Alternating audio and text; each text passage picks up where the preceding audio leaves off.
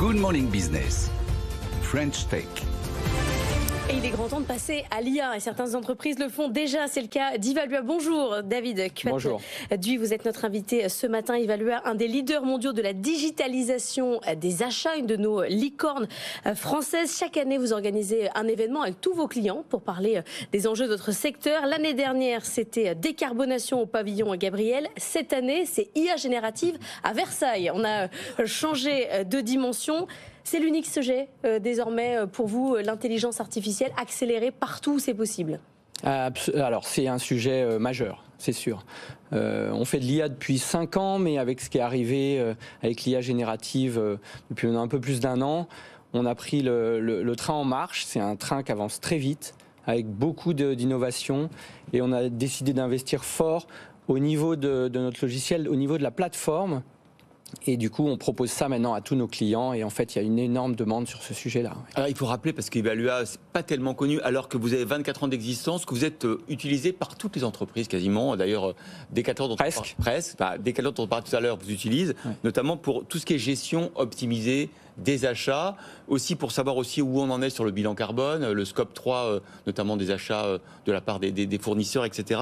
Et effectivement, on imagine que ce type de logiciel...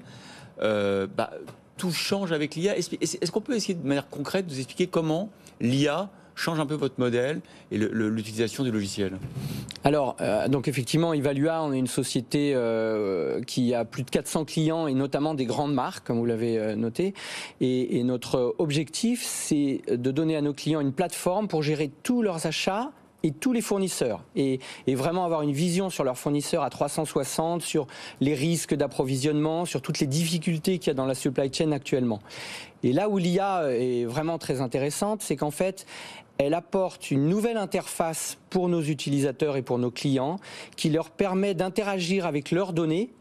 Et donc pas seulement avec un langage général qui connaît beaucoup d'informations qu'il a appris, mais sur leurs données spécifiques, et donc d'aller rechercher... C'est le niveau de personnalisation en fait. C'est ça. Et avec aussi, on a construit quelque chose qui permet de s'intégrer avec le fait d'aller rechercher en plus sur Internet les données récentes.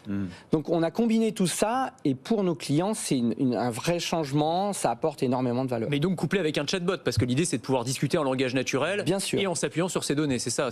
Quand vous parliez d'interface nouvelle, c'est ça en fait. C'est ça, c'est à la fois le chatbot, mais à la fois aussi maintenant la voix. Mais oui aussi, ouais. Permet d'interagir avec la voix. Vous dites concrètement, montrez-moi où est-ce que ça va pas dans ma chaîne logistique, où est-ce que je pourrais m'améliorer, et le logiciel vous fait des propositions? Exactement, ça permet par exemple, on a des questions sur un contrat, plutôt que d'aller lire les 50 pages du contrat, on demande à IVA, on l'a nommé IVA, de nous donner des réponses en posant des questions sur le contrat. Ça justement, c'est des outils que vous avez conçus en interne, ou est-ce que vous vous basez sur des briques déjà existantes, des modèles de langage, celui de ChatGPT, de Mistral, ou tous ceux qui existent déjà?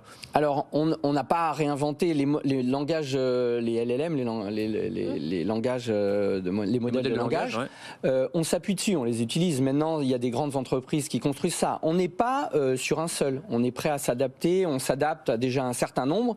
Et il y en a des nouveaux qui émergent tout le temps. Et on les intègre. Par contre, ce qu'on a fait, c'est qu'on ne fait pas juste les intégrer. On les a assemblés avec le fait d'avoir toutes les données des clients qui sont collectées et recensées dedans, plus la recherche Internet. Et on orchestre tout ça dans notre logiciel. Alors vous êtes présent dans 70 pays, auprès de 400 entreprises, on peut les citer certaines, Orange, la Fnac, Capgemini, Ikea, L'Oréal, Booking, Veolia, ArcelorMittal, avec un chiffre d'affaires de quoi, de 180 millions de dollars, un peu plus. Plus de 180 millions de dollars l'an dernier, oui. C'est quoi vos concurrents? Est-ce qu'aux États-Unis, par exemple, vous avez des boîtes qui vont comme vous?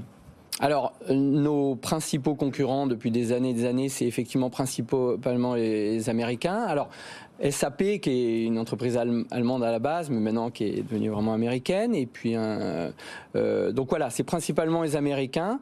Du coup, on a dû aller aux États-Unis il y a maintenant plus de 10 ans. Ouais. Et on a vraiment bien grandi aux États-Unis. Donc maintenant, on est une société mondiale, effectivement établie dans tous les continents. 1 millier de salariés aujourd'hui. 1 millier de salariés. Merci d'avoir été avec nous. David Cuat-Duy, fondateur d'Evalua. Et on vous laisse, c'est aujourd'hui et demain, ou c'est demain et... Aujourd'hui et demain. Aujourd'hui et demain, avec allez une soirée à Versailles. À Versailles. Bien sûr. Évidemment, si vous allez à Versailles, il faut une belle soirée. Merci d'avoir été avec nous.